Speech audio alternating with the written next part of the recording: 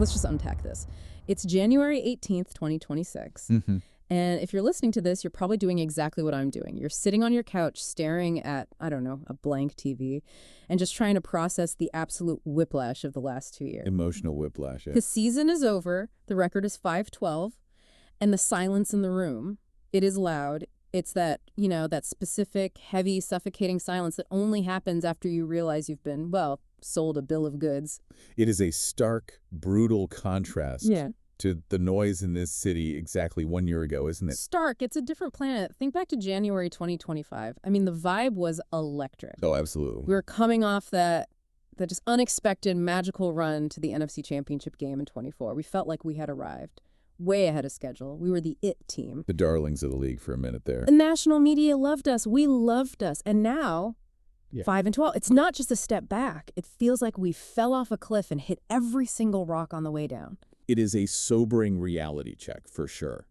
But before we spiral, and I know the urge to spiral is very, very strong today, we need to actually look at the anatomy of the crash. Sobering is a polite word for it, honestly. It feels like a punch to the gut. We spent the entire last offseason screaming about the window. Capitalize on Jaden Daniels' rookie contract. We went all in. We signed the checks. And now you look at the standings, you look at the IR list, you look at the money we wasted. It feels like we just flushed a golden year right down the drain. I'm frustrated. I know you're frustrated listening to this. We want immediate fixes, but I don't even know where you start fixing a collapse this total. And that's before we even get to the news out of New York. Oh, don't. The Harbaugh news. The Harbaugh news. As if the wound wasn't deep enough, now we have a whole shaker of salt being poured right in. But we'll get to that nightmare scenario in a bit. Right now, I need you to talk me off the ledge here. Is this a total teardown? Are we back to square one, 2020 all over again? See, that's the emotional reaction. That's the gut feeling. But this is where we have to take a breath and zoom out. The instinct is to burn it all down. Say the Adam Peters regime failed. Didn't it? 5-12 feels like failure. On the surface, yes.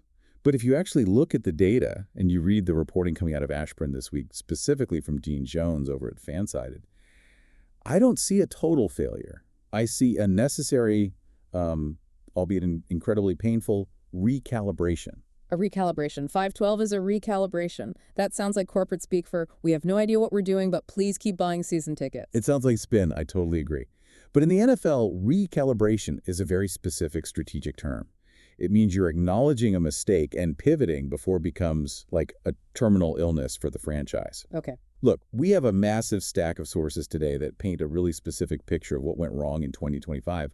But more importantly, exactly how GM Adam Peters plans to fix it in 2026. We're not just here to vent. Though, let's be honest, we're going to do a little venting. A little venting is healthy, but we're here to look at the roadmap. Okay, so lay it out for me. What's on the docket? Because I need some hope, and right now my hope tank is running on fumes. We've got 3 pillars to discuss today, based on reports from Fansided, the Washington Sports Network, and FanDuel. First, we have to look at the strategy shift. Adam Peters is moving away from that all-in mentality that burned us and pivoting back to the basics that worked in 24. Okay, back to basics. I like that. Second, we've got a concrete solution for the roster holes. A specific mock draft from Steve Bradshaw that goes right at the defensive disaster. Good. We need that. And third, well, this is the one I think will get you excited. There's a massive rumor gaining traction about the, let's say, the visual identity of the team in 2026. Oh, are we finally talking about the logo? We are talking about the return of the spear. Okay, now you have my attention. That is the kind of nostalgia hit I desperately need right now. But before we get to the fun stuff, we got to eat our vegetables. Yeah, we do. We have to look at the autopsy of this season. So let's dive into this Peters pivot. We've got this report from Dean Jones at Fansided. What's the narrative here? Because from where I'm sitting, the narrative is we swung for the fences and struck out hard. That's essentially the premise. To understand where we're going, you have to look at the arc. In 2024, Adam Peters comes in. The strategy was crystal clear: build through the draft, smart, value-based free agency, and build a culture. And it worked. It worked beautifully. It got us to the NFC Championship game. Which was the high watermark. We felt unstoppable. We really did. And that success, it was intoxicating. It led directly to the decision-making of 2025. The front office looked at the roster, they looked at Jaden Daniels going into year 2, and they said, we're close, let's push the chips to the center of the table. We went for it. They shifted to an all-in strategy, chase big names, chased veteran presence. They tried to buy a Super Bowl window instantly. And that's where it gets really interesting, or I guess really depressing. Because on paper, back in August, I loved those moves. Signing Bobby Wagner, I thought, great, we've got the quarterback of the defense. Future Hall of Famer. It made sense on the surface. Trading for Marshawn Lattimore, I thought, finally, a true CB1, a lockdown guy. So where did we go so wrong? Why were we so wrong? Because we ignored the age curve. In the NFL, the drop-off isn't a gentle slope, it's a cliff. Bobby Wagner is a first-ballot Hall of Famer, no question. But at 35 years old, Yeah. the reporting highlights that his processing speed was still elite. He knew where the play was going every single time, but his physical speed just couldn't match his eyes anymore. I saw that so many times this year. He'd point to the flat, he'd see the running back swing out. His brain was there a full second before the ball, but his legs, he just couldn't get there in time. It was like watching a laggy video game connection. That's the perfect analogy. He was brought in to be a stabilizer, but you can't stabilize a defensive unit if you can't keep up with the play speed of the modern NFC East. Especially not this division. Exactly. Offenses like Philly or Dallas, they're designed to stretch you horizontally. If your middle linebacker can't run sideline to sideline in under a certain time, you're basically playing 10 against 11. Doesn't matter how smart you are if you can't close the gap. And Lattimore, we traded real draft capital for him. That one really stings. Same story, different position. 3, maybe 4 years ago, Marshawn Lattimore was a top 5 lockdown corner. We paid a premium in draft picks and cap space for that version of Lattimore. Right, the guy from the highlight reels. But the version we got in 2025 showed a significant decline in what scouts call hip fluidity. Hip fluidity. Okay, break that down for the non-scouts listening. What does that mean in practical terms? It's the ability to turn and run. It's that simple. When a receiver makes a sharp cut, the cornerback has to flip his hips instantly to stay in the receiver's pocket. As players age, those hips get stiffer. You lose a millisecond on the turn. And a millisecond in the NFL is 2 yards of separation. All of a sudden, Lattimore wasn't the eraser we needed on the outside. He was chasing receivers. So we paid for the name on the back of the jersey, not the production on the field. That is the classic Snyder-era mistake we thought we were done with. It was a relapse, essentially. Okay. A costly one. Yeah. But look, we can't talk about the collapse without addressing the elephant in the room. Yeah. The injury. Jaden Daniels. Man. Yeah. That's just the single biggest variable. You can build the perfect roster, have the perfect strategy, but if your franchise quarterback misses 10 games, you're not winning in this league. It's that simple. It was heartbreaking. Because you saw the flashes when he was healthy. He is special. He is the real deal. But losing him for 2/3 of the season, it exposes every other flaw on the roster. It really does. When you don't have that Superman at QB to bail you out, suddenly that aging linebacker and that step-slow corner look a whole lot worse. A great QB is like a deodorant. Yeah. He covers up the smell of a bad roster. Without him, everything just stunk. It was brutal. Watching the backups try to operate this offense was like watching a toddler try to fly a fighter jet. But here's the thing. Every team deals with injuries. Are we really going to use that as the one and only excuse? No, and that's the key. That brings us to the strategic correction that Dean Jones is reporting on. The front office recognizes that the all-in approach was just premature. They tried to skip a step in the building process. Okay. So the pivot for 2026 is not a rebuild. I want to be clear about that. It is not tearing it down to the studs. It is a recalibration. I'm still stuck on that word, recalibration. It feels soft. What does that actually mean for the product on the field? Are we just sitting on our hands this offseason and calling it a plan? No, not at all. It means a return to the 2024 philosophy. The report suggests a hard pivot back to accumulating draft picks, focusing on young players with high upside and targeting strategic, value-based free agents. So no more big name over 30 guys. Exactly. No more paying a premium for past performance. We're looking for players who will be good tomorrow, not players who were good yesterday. I like the sound of that, I really do, but it requires patience. And patience is in very short supply in this city when you've just gone 5-12.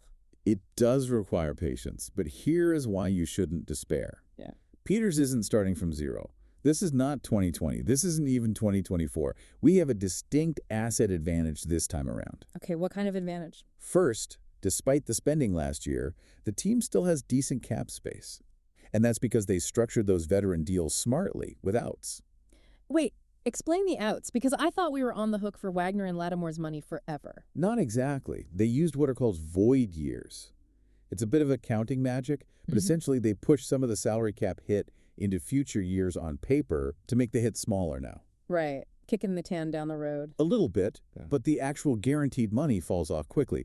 We can get out of those contracts this offseason with a bit of dead money. That's money that counts against the cap for players not on the team, but it won't cripple us. It's a flesh wound, not an amputation. Okay, that makes me feel slightly better. So we have some money. What about draft picks? We have 6 draft picks. It's not the massive war chest we had a couple of years ago, but it's sufficient. It's enough to move the needle if you hit on them. And the X factor. The X factor. We have a 23-year-old franchise quarterback in Jaden Daniels who has already proven he can lead a team to a championship game. That, right there, separates Washington from a true rebuild. That's a great point. Most teams picking in the top 10 are just praying they find a QB. We have one. We just need to protect him and, give him a defense that can get off the field. That's the silver lining I'm holding on to. We have the guy. We just need to build the castle around the guy.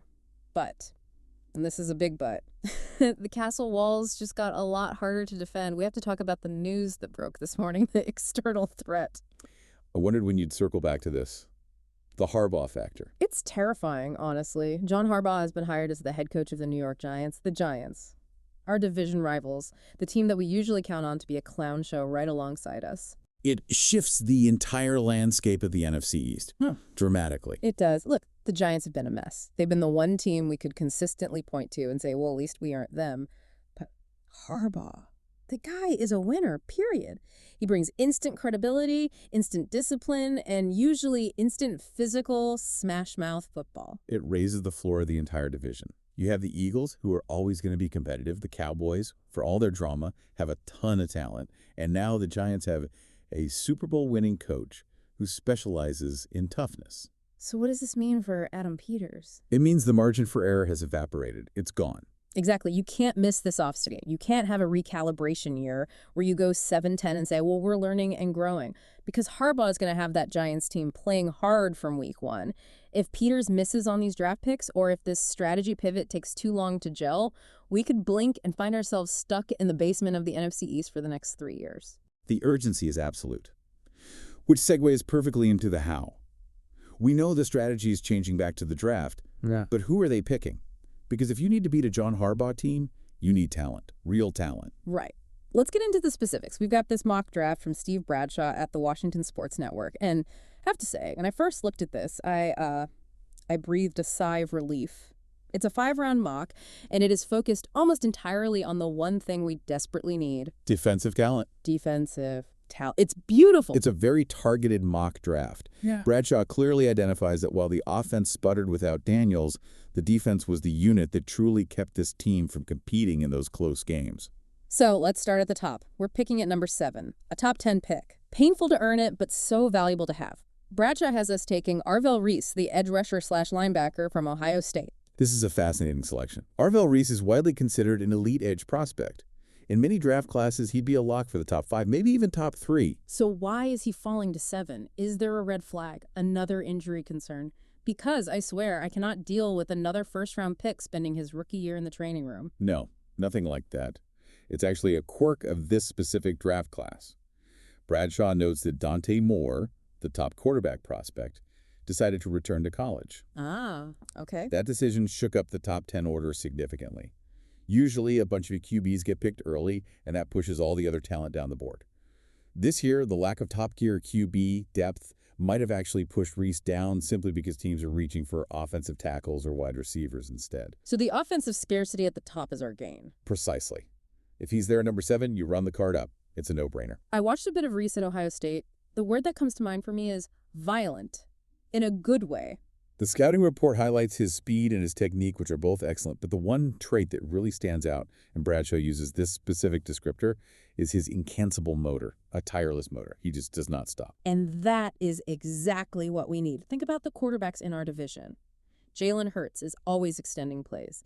Dak Prescott moves around. And Daniel Jones, or whoever Harbaugh brings in, is going to be mobile. You need a guy who can just relentlessly chase. You do. We haven't had a legitimate, terrifying edge presence who can wreck a game plan since I don't even know how long. It changes the geometry of your defense. Mm-hmm. When you have an edge rusher who commands a double team or who can win one-on-one consistently, It makes everyone else's job so much easier. The secondary only has to cover for 2.5 seconds instead of 4. This is the cornerstone pick. This is Peter's drafting a guy who will be here for the next 8 to 10 years. I love it. We need a hunter. Okay, but let's move on. Third round, pick 71. This is where the draft is really won or lost, right? The mid-rounds. This is where good GMs earn their money. Bradshaw has us taking Keontae Scott, the cornerback from Miami. This is the pick that really caught my eye, analytically speaking. We just talked about Lattimore fading. We know Trey Amos is still developing. And Mike Sanders still has been a solid find, but he's not a true CB1.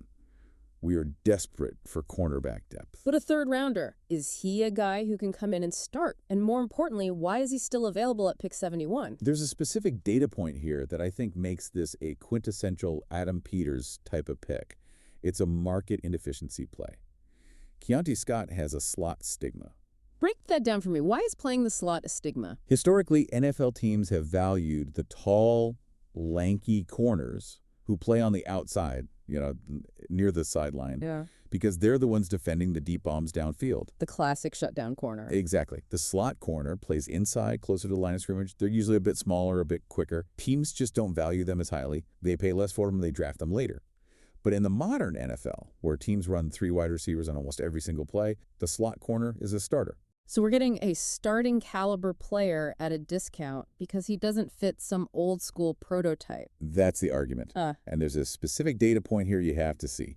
His PFF run defense grade is 90.7. Whoa, wait. A 90.7. For those who don't live in spreadsheets, what is a good PFF grade? PFF, Pro Football Focus, grades every player on every play from 0 to 100. 60 is average. 80 is Pro Bowl level. 90 is considered elite. Wow.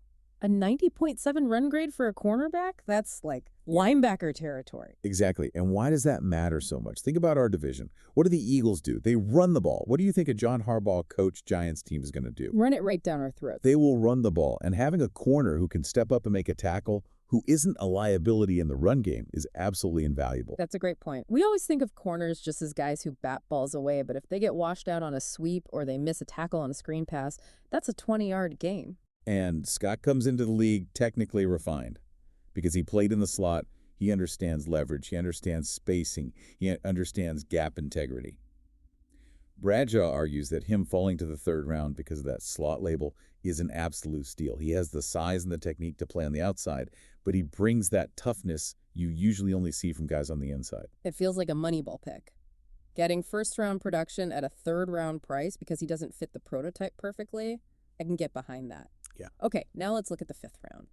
Pick 145. This is the dart throw. The lottery ticket. Harold Perkins Jr., linebacker, LSU. This is one of the more polarizing prospects in the entire draft. A couple of years ago, people were talking about Harold Perkins as a potential top 10 pick. He was absolutely electric as a freshman at LSU. So how in the world does he fall all the way to 145? Did he get arrested or something? No, nothing off the field. The stats tell the whole story. He posted a 49.2 PFF coverage grade. Ouch. Under 50 is rough. So that basically means he can't guard anyone, right? In the modern NFL, if a linebacker can't cover a tight end or a running back out of the backfield, he is a major liability. Offenses will hunt him. They will find that matchup and throw the ball at him until you are forced to take him off the field. That is why he dropped like a rock. So why are we drafting a liability? That doesn't make any sense. Because of the good. A 72.3 pass rush grade and 4 sacks in limited opportunities. The vision here isn't for Perkins to be your starting middle linebacker who calls the plays and covers tight ends. Okay, so what is he? He is a designated pass rush specialist, a weapon. So you use him situationally, third and long, you put him on the field and just say, go get the quarterback. Precisely. Finding specific elite traits like pass rushing in the 5th round is incredibly rare. Usually in the 5th round, you're just hoping to draft a guy who can play on special teams or be a decent backup. If you can draft a guy who has one specific skill that can end a drive, even if you can't do anything else yet, that's a steal. He's a project, for sure, but a project with a very, very high ceiling. You know, it fits the whole recalibration theme. You take the elite, can't-miss talent at the top with Reese, you take the high-floor, smart value pick in the middle with Scott, and then you take the high-risk, high-reward specialist at the bottom with Perkins. It feels like a coherent strategy. It does. It addresses the pass rush, the run defense, and the depth issues, all in 3 picks. If this mock draft became reality, I think the tone around this team would shift very quickly from despair to intrigue. Intrigue is good. I'll take intrigue. But you know what turns intrigue into real excitement? You know what gets the fan base actually buzzing again, even after a 5-12 season? I have a feeling we're moving away from the depth chart and onto the runway. You know it. We have to talk about segment 3, the identity crisis and the return of the spear. This is the report from Zach Cohen over at FanDuel. And for a lot of people, this is actually bigger news than any of the draft picks. It absolutely is. Look, I'm a football fan. I love the X's and O's, the strategy, but I'm also a human being with eyes. And for the last few years, the Washington Commanders have looked fine. Just fine. Generic. So generic. The uniforms were okay, the W logo was fine, but it felt like clip art. It just lacked soul. Soul is the right word. Since the name change back in 2020, the franchise has been in a bit of an identity limbo. They moved away from the old name for obvious and necessary reasons, but they hadn't quite found a new anchor. The brand felt corporate, not tribal. And then in 2025, we got a glimpse of salvation. The Super Bowl era throwbacks. When the team ran out of the tunnel in those uniforms, did you feel that? The burgundy seemed deeper, the gold popped more, the stripes on the pants, it just looked like Washington. The reaction was overwhelming. It was a massive success, both commercially and culturally. It wasn't just about the colors, it was about the association. Those uniforms are tied directly to the glory years. Right. 80s, the 90s, Joe Gibbs. Exactly. And now Zach Cohen is reporting that the team is preparing new alternate uniforms for 2026, and all signs point to the permanent return of the spear logo. The spear is such a fascinating piece of iconography. It was used on the helmets during that early Joe Gibbs era. It connects the current franchise directly to Art Monk, Darryl Green, the 3 Super Bowls. But it does it without using any of the controversial imagery or the name that was retired. It's the perfect bridge. It says, we honor our incredible past, but we are moving forward. And I love that Cohen points out the crumb trail. The marketing team has not been subtle about this. No, they have not. Yeah. If you look at the social media graphics from the last 6 months, you see that spear motif appearing in backgrounds and hype videos. It's everywhere. Yeah. And you mentioned the legends appearing at games. Yes, you have these franchise legends showing up, and what are they holding? A giant physical spear, and they're planting it in the ground before the game. That's not an accident. It's strategic marketing conditioning. They're testing the waters, seeing the reaction, and the reaction has been, universally positive. So what are the options here? Cohen lays out a few possibilities for how this could happen. Right, there's the conservative option. Just adding the stripe and the spear logo to the black alternate helmet, it's a minimal change. I think it's unlikely to satisfy the hunger for a real rebrand. Yeah, nobody wants the black uniforms. Let's just be honest about that. They look like the Pittsburgh Steelers practice jerseys. Then there's the moderate option, which Cohen thinks is the most likely scenario.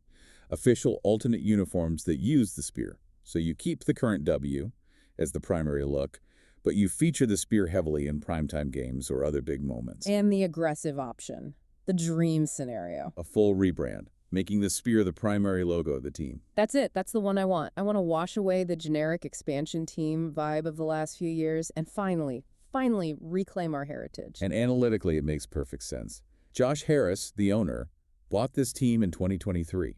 He understands that an NFL franchise isn't just a roster, it's a brand. It's a community asset. And nostalgia is a powerful, powerful drug. It really is. And the timing works out for this, right? There's some NFL rule. It does. There's an 18-month window for uniform changes in the NFL after an ownership change. Harris took over in 23. We are hitting that window right now where his team's influence on the visual identity can fully take effect for the 2026 season. It really feels like 2025 was the year everything broke, so that 2026 could be the year we finally fix it all. That is a very poetic way to put it, but I think you're right. No, think about it. We hit rock bottom on the field with a 5-12 record. We realized the all-in strategy was completely wrong. We realized the uniforms were wrong, they were soulless, and now we have a chance to reset all of it at the same time. When you synthesize the 3 threads we've discussed today, that narrative really holds up. Adam Peters is fixing the process, moving back to the draft and develop model. The draft itself is fixing the talent, bringing in guys like Reese, Scott, and Perkins. And the logo is fixing the soul. The soul. I like that. I can't quantify soul on a spreadsheet, but you can feel it in the stadium on a Sunday. You absolutely can. And while I focus on the PFF grades and the cap space and the analytics, I cannot deny that a team playing with a clear identity in a stadium that feels connected to its own history plays differently. There is an energy there you can't fake. So what does this all mean for you listening? We started this deep dive feeling pretty low. 512 is ugly, there's no way around it. But looking at these sources, do we dare to be optimistic? I think cautious optimism is the right approach. The skepticism is warranted because of the 2025 collapse. You can't just forget that. But the logic behind this recovery plan is sound. This isn't a desperate flailing move, it's a structured pivot back to a proven model. It feels like we're at a crossroads. 2025 was painful, but maybe it was the necessary rock bottom to force these corrections. If we had gone, say, 9-8 and just missed the playoffs, maybe they run it back with the same flawed roster. 512 forced the issue. That's a very astute point. Sometimes mediocrity is more dangerous than outright failure, because mediocrity breeds complacency. Failure demands action, and we are seeing action. So here's the final provocative thought I want to leave everyone with. We've talked about the internal fixes. We've talked about the external threat of John Harbaugh. But just imagine this scenario for a second. Jayden Daniels comes back fully healthy. He looks like the MVP candidate we saw flashes of. The defense adds an elite pass rusher in Reese, a shutdown run defender in Scott, and a pass rush specialist in Perkins, A&D. The team runs out onto that field wearing the spear with the crowd going absolutely feral. You're painting quite the picture there. Are the Commanders actually a sleeping giant in the NFC East? Or is the presence of John Harbaugh in New York going to slam our window shut before it ever truly opens? Is this the start of something big, or do we just miss our shot? That is the question that will define the next decade of Washington football. The pieces are there for a giant to awaken. But in this division, giants get slain every single Sunday. It all comes down to execution. Execution. Trusting the process. Trusting Adam Peters, I think. I think I'm ready to trust again. I think I'm ready to get hurt again. That's the life of a fan, isn't it? That's the life. Thank you for listening to this deep dive. We want to know what you think. Do you trust the Peters pivot? Are you sold on Arvell Reese at number 7? And most importantly, on a scale of 1 to 10, how much do you need that spear logo back? Let us know. Until next time. Take care.